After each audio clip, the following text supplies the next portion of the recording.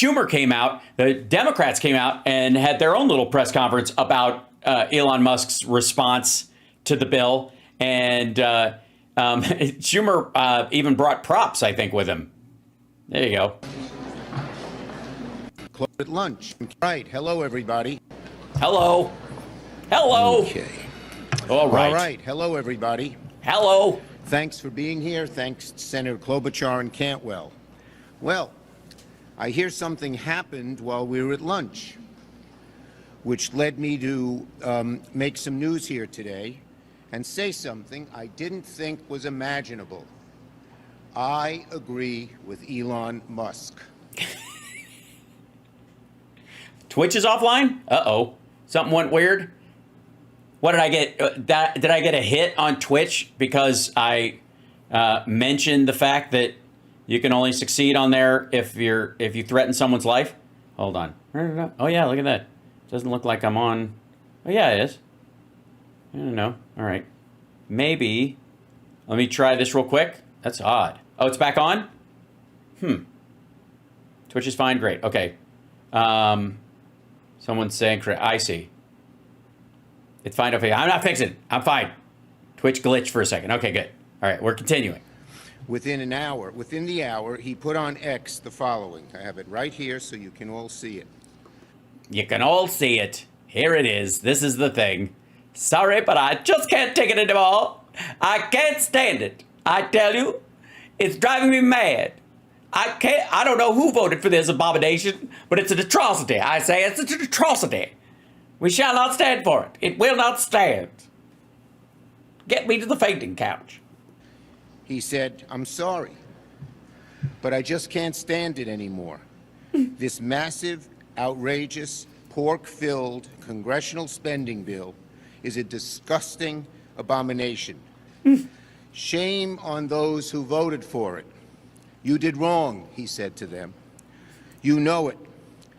It will massively increase the already gigantic budget deficit to $2.5 trillion and burden American citizens with crushingly unsustainable debt. It's right here. Yeah, that's true. I guess maybe that's why they kicked him to the curb. You think? Possibly? Does that occur to anybody that he might that maybe this response was going on in the background? He's right. Here, I'll leave it here. Republicans should listen to him, and actually to their former selves, outraged about the national debt. Because it's here, Donald Trump's big, ugly bill is in the Senate. Behind the smoke and mirrors lies a cruel and draconian truth. Tax breaks for the ultra-wealthy, paid by gutting health care for millions of Americans. Yep. Over the past few days, President Trump has tried to sell his bill, saying people won't lose coverage, children won't go hungry, costs won't go up. Let's call that for what it is. Horse shit. Lies. Oh, okay. All of them lies. All right. I was gonna go with horse shit, right? But I get you. Okay, sure. 15 million Americans will lose health care as they decimate Medicaid and now try to dismantle the Affordable Care Act. So this is an anti-health care bill, not just an anti-Medicaid bill, but an anti-health care bill. 20 million Americans will see their health care costs go up, many of them dramatically, so they might not even be able to afford health care. 11 million Americans, 4 million kids could lose access to federal food assistance. Hungry kids? Telling them to go hungry so billionaires can get an additional tax break? God bless the billionaires. They got plenty of money. They don't need a tax break. Our kids need to be fed. And all 40 million Americans who are receiving food assistance will get less every month. Yeah, this is a culling. This is what happens when you put people like J.D. Vance and Peter Thiel and that crowd along with Donald Trump in charge of shit. Because they think there are too many poor people. We've been keeping these people alive for too long. All we're doing is prolonging the loss of resources to something that's inevitable. These folks are doomed. So just get out of the way and let nature take its course. When benefits are already just a couple of bucks a day. Energy costs will go up. What they did to clean energy, they decimated it. Thank you, Lori. They couldn't say they were killing it outright, so they strangled it to death. And what'll happen? Energy costs will go up for American families, both electricity and gasoline. 800,000 jobs in domestic energy and manufacturing will be cut. 800,000 jobs. And even more in hospitals and nursing homes and community health centers. That's really risking our economy, such large amounts of people losing jobs all at once.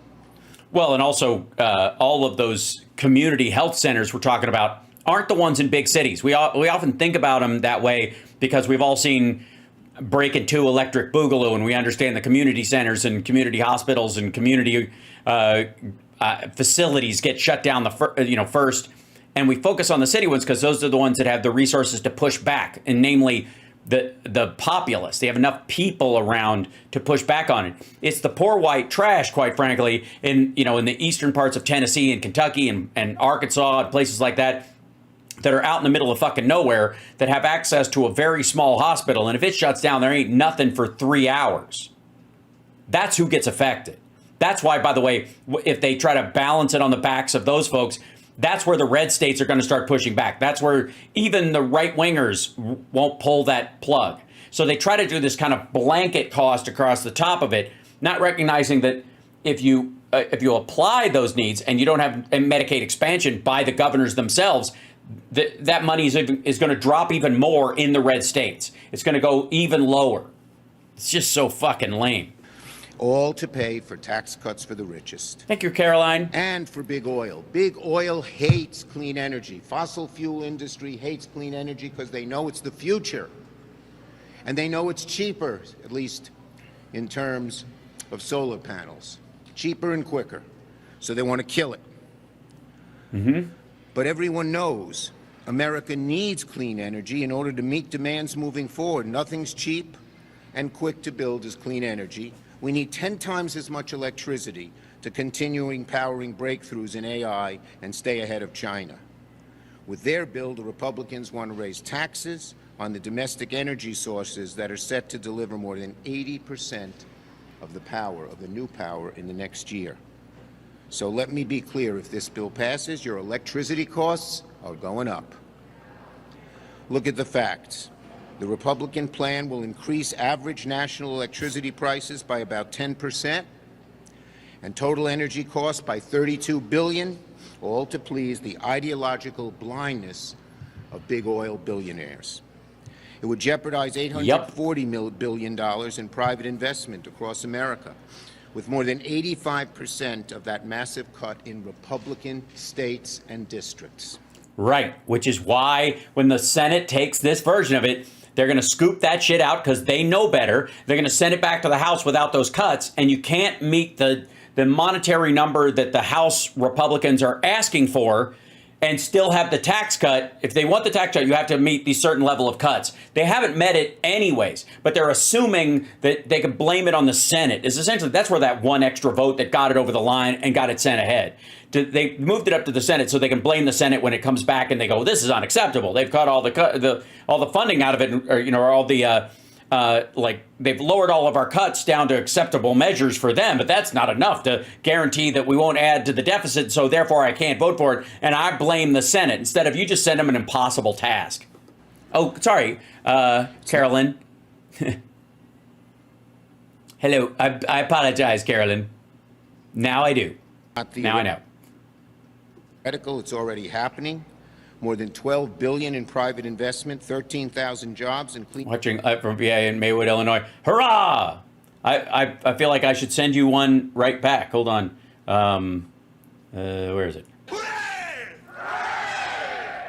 There we go. Energy and manufacturing have already been canceled since January, but that's just the beginning if this bill passes. So this is DEFCON 1 for thousands and thousands of American workers whose jobs depend on federal support for domestic energy incentives In fact, about 200 solar manufacturing factories, representing more than 40,000 jobs and $35 billion investment, are dead if the Republican plan becomes law, and another 100 would be at risk. Right. Getting clean energy manufacturing is not American energy dominance. It's surrender to China. What a terrible price to pay, just to lower taxes for the ultra-rich, just to line the pockets and the ideological hunger of the fossil fuel industry, and to lose out on American energy dominance. Senator Klobuchar. Thank you. Thank you very much, Senator Schumer. And to be very clear, this is not a big, beautiful bill. It's a big, beautiful betrayal of the middle class and working people in this country. It's a betrayal of seniors in nursing homes, where half of those in assisted living rely on Medicaid. It's a betrayal of families struggling to put food on the table, and it's a betrayal of the middle class. Yeah, you say that, and I know you mean that's bad, and my chat knows you mean that's bad. But Republicans are like, yeah, that's the point. Yes, right. That's absolutely what we're going for. Yeah. Americans know, and I'm going to focus here on something that I just don't think has gotten enough attention. In addition to the health care cuts that Senator Schumer so well articulated it, this is the cuts on food assistance.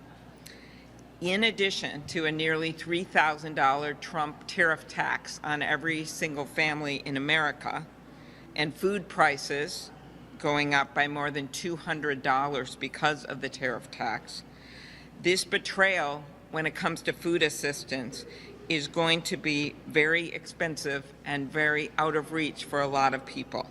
40% of SNAP participants are kids, almost 20% are seniors, and 10% are adults with disabilities. This is a $300 billion, not million, $300 billion cut. So you've heard about the effect it has on hungry people, but there's something, the sleight of hand, that everyone needs to know. And that is that over half of these cuts come from a fake shift over to the states.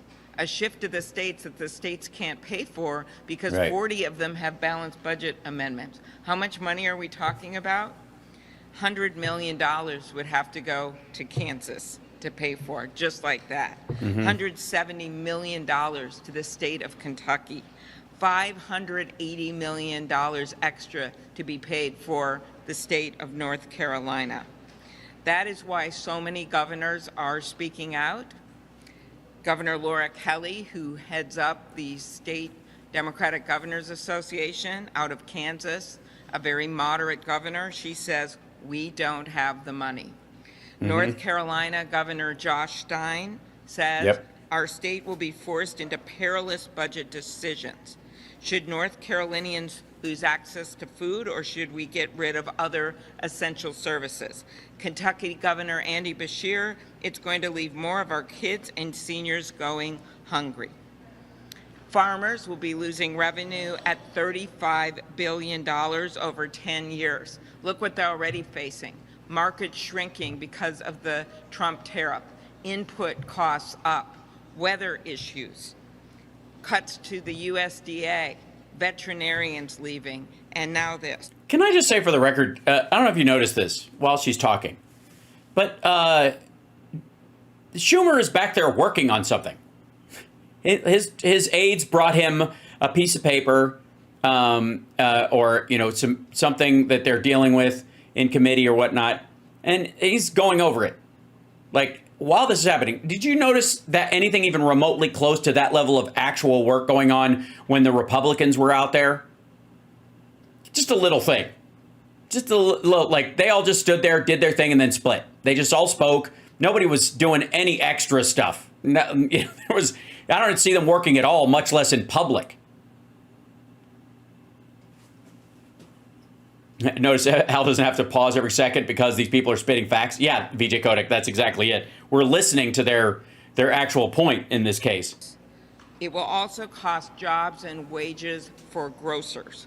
I visited a number of grocery stores in my state, independent groceries, because all we need is to not have more consolidation. We want to have these independent grocers, and they're the ones that would be literally the roadkill if this goes through, because especially in rural areas, so many of their customers use SNAP. So this bill is one betrayal of families who are facing these costs, of people who need health care. Either they're on the Affordable Care Act and the rates are going to go way up, or they're in a nursing home, and I mentioned, and they're on Medicaid. Instead of rubber stamping the Trump agenda, instead of just raising their hands up in the air and saying, people will die, it only takes 4 Republicans in the House or 4 in the Senate to stand up and say no to this and work with us on a better budget. Thank you, Senator Klobuchar. Senator Cantwell. Thank you. It's great to be here with He just did it from the back Schumer while he's still and reading. my colleague from Minnesota, Senator Klobuchar. We're here today to talk about the reconciliation bill that makes Medicaid cuts. That is literally just another attempt to repeal the advancements of the Affordable Care Act. American families said no before to repealing the Affordable Care Act, and families are saying no now to repealing parts of the Affordable Care Act. Here are some of the facts from the Urban Institute. By covering more people, the Affordable Care Act improved access to care, covered millions more of Americans, and helped us lower costs. But the provisions in the House reconciliation bill will reverse those gains. And for what? To give a tax break to the ultra-wealthy or to corporations that don't need it? CBO estimates that because of these changes in the House reconciliation bill, there will be 15.9 million more Americans who don't have insurance over the next 10 years. That is more than a 50% increase in the number of people who are currently uninsured.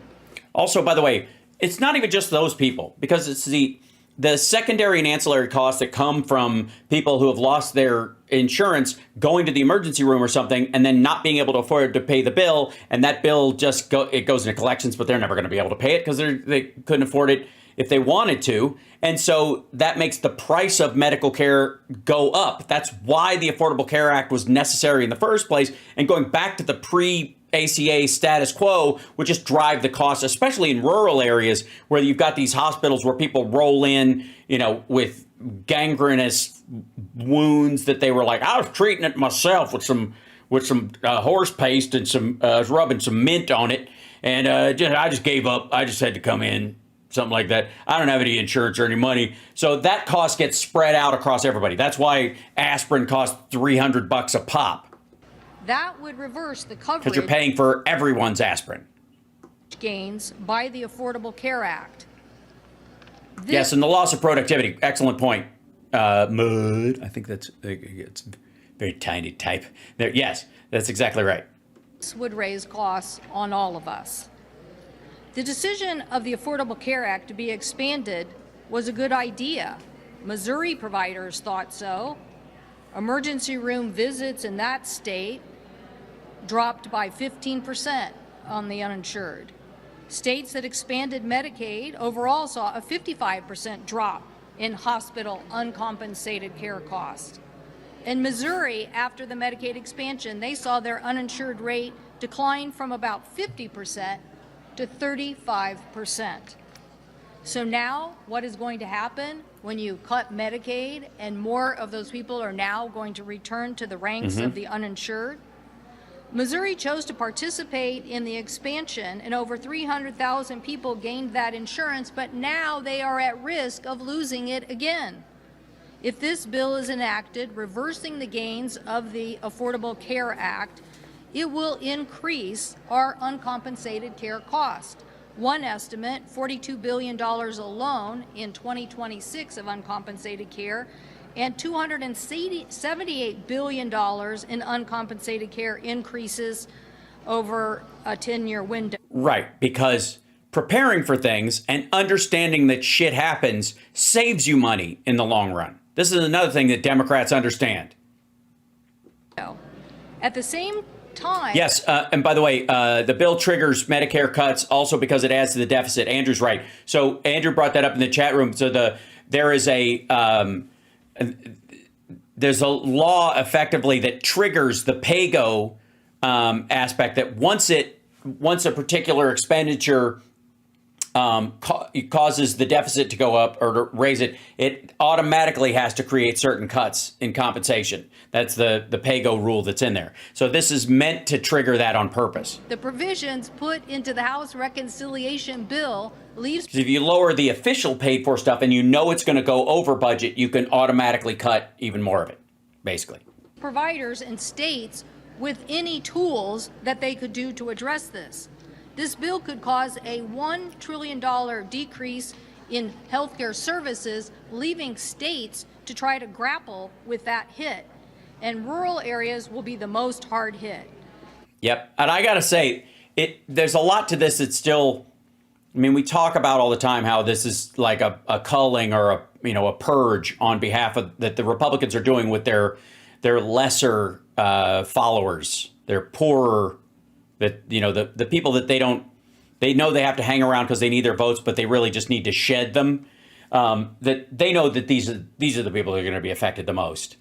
Because even in cities and like urban areas where they seem to think that like black people in urban areas are poor and therefore a drag on the system, that's where their brain is focused. But in reality, they know that there's, black people are only like 12% of the entire population.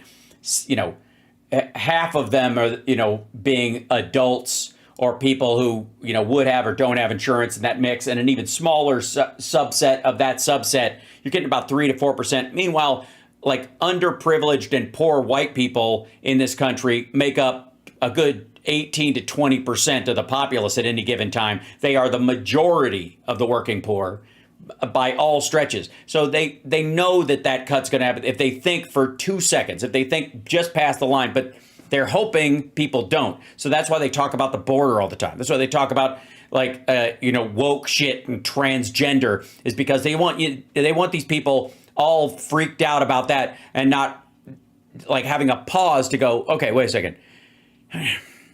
My economic window that I live in is in the area that will be cut, period, end of story. And my neighborhood, my city, my county, or the rural area that I'm in has one fucking hospital, and it's always underwater. The result in declining revenue would have adverse consequences for at-risk hospitals and rural communities. Paul Jones says Chuck Schumer all of a sudden acts like he's a fighter. He's pathetic. No, Chuck Schumer is why we got the CR through and saved every expenditure under the Biden administration, period, end of story. That was Chuck Schumer's work. The alternative is to shut down the government. And during that government shutdown, technically speaking, no government department is funded. Therefore, Trump could argue that they could get rid of them because they are not funded by the Congress. The Congress has not allocated money for any of these programs. Department of Education, HHS, the CDC, the NIH. None of these things would be technically funded during a government shutdown. So therefore, if you let it shut down in a normal circumstance, no president would think to do that. Trump absolutely would. We have all heard from our rural hospitals warning us about this. How is it that our Republican Senate colleagues are not listening to those rural hospitals? Because they only care about the rich landowner members of their state because they believe in the republic, not in the democracy. So here's the thing. If Republicans are in a Republican state and there's 200,000 people in that state and 100,000 of them die, the other 100,000 will still be Republicans because they will believe the bullshit they are sold. That this was just these people, they weren't really keepers anyways. So they can count on those people never reacting negatively, even when it's a relative that dies because of these cuts. That's what they're counting on. They assume that the rest of them are still going to stay on the team. And we, as Democrats, have to offer those folks an off-ramp and a moment where they can realize how wrong they have been. Instead of going, well, sucks to be you. Sorry about your dead uncle, right? The Center for Healthcare Quality and Payment Reform has reported that 1/3 of all rural hospitals in the country are already at risk. Right. What I said about the one in the county that's always underwater. Right. Closing because of the pressures they face from financial losses on patient care, limited revenues, and other low financial reserves. So this bill puts already at risk rural hospitals in even a more potential state of possible closure. Do our Republican colleagues not care about delivery of health care in our rural community and the spillover effect it has to their economies? This is not scare tactics. This is a bill, if enacted, will not result in savings.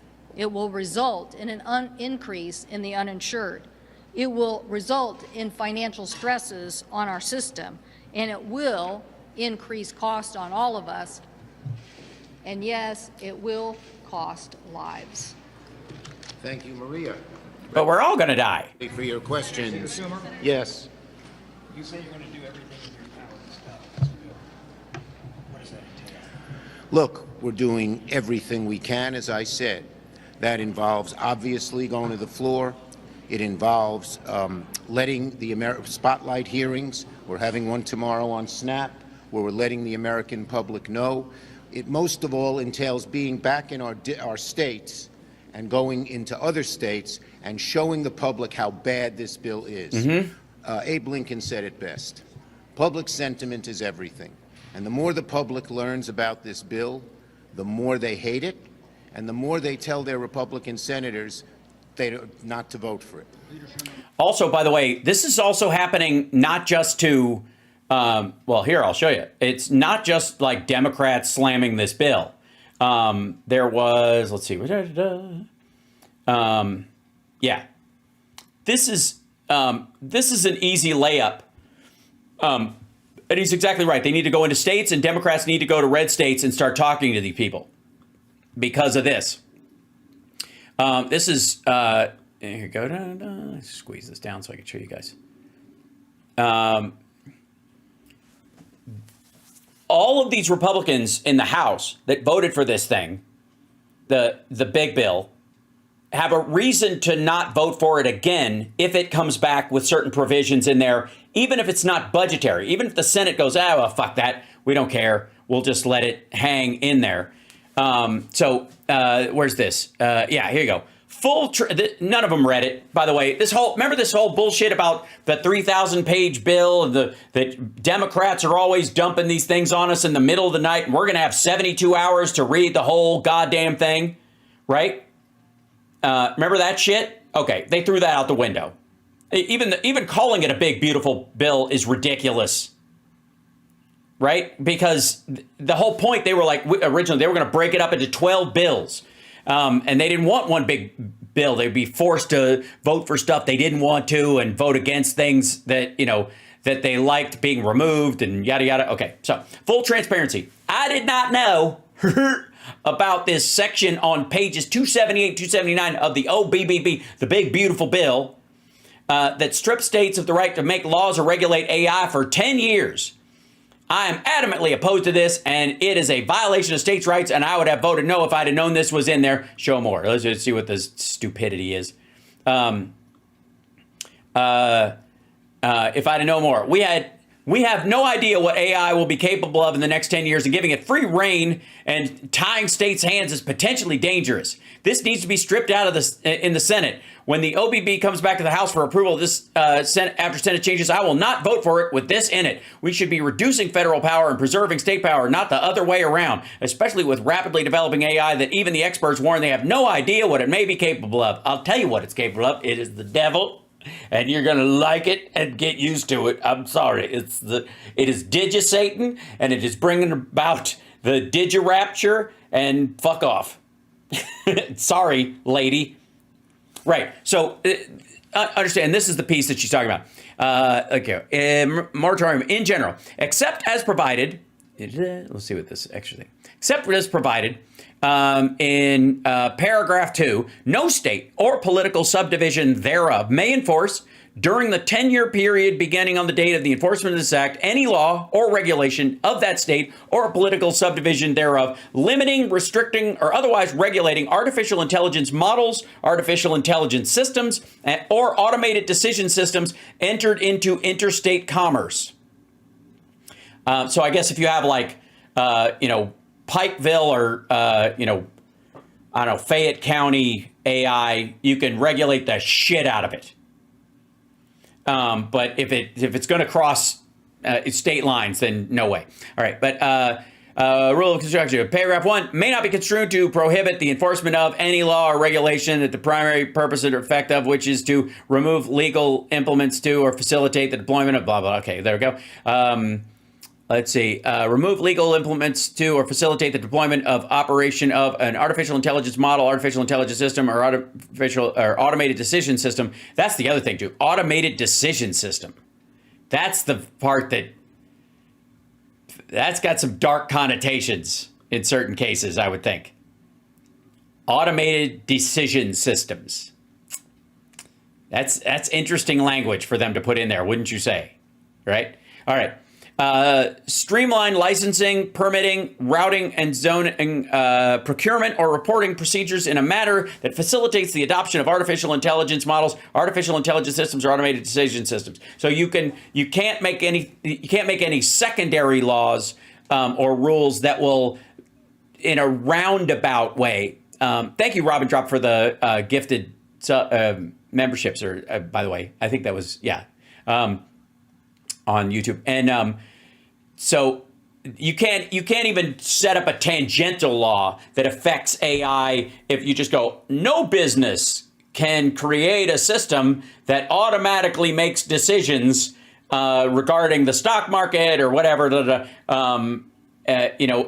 We make a rule about that. It's not just aimed at AI. Any business in any way, if they built an autonomous robot or a fucking like one of those mousetrap systems that eventually a thing rolls down. If you just hit the ball, it eventually bounces around and it goes in one of 3 buckets, and that makes the decision. You can't. We're just regulating that. It just would accidentally regulate AI during that period. But it doesn't. It doesn't matter. Like this piece alone, budget or no budget issues, she will not. According to this, anyways, she will not vote for it if this is still in there. If the Senate strips it out, there are a bunch of people in the House that won't vote for it either. They won't vote for it without it. See my point? All right. Oops. Back up. Sorry. Exit full screen. No, back there. Okay, we'll go to you. Some Republicans are already talking about removing the debt ceiling and dealing with it outside of the reconciliation package. If that happens, will Democrats provide the votes? Let's wait and see what they do. Yes. How does Musk's opposition change your approach to fight against this bill? Well, Musk's opposition shows how bad, if even Elon Musk, who's been part of the whole process and as Trump's buddy says the bill is bad, you can imagine how bad this bill is. Right. Well, I think that Musk is disagreeing with the spending cuts, right? I don't know if you guys Look, are... I just read you what Musk said. He said people should be ashamed to vote for this bill. I agree with him. Our members have commented about the debt and the fact that they are actually adding more tax cuts for the wealthiest, which makes it worse on the debt. So in that way, when Musk is talking about the debt, we think this bill is a problem because of the debt as well. It's a problem because of the debt and many other things. Right. And Musk said people shouldn't vote for the bill. Let's hope the Republicans follow him, not Trump. Thank you, everybody. All they have to do is drive a wedge there. But there's a bunch of other reasons why Republicans are freaking out about this thing. And again, if they change any of these things, once it goes back to the House, they lose a bunch of votes. So again, I'm very hopeful about the direction this is going, mainly because these shitheads are at odds with each other.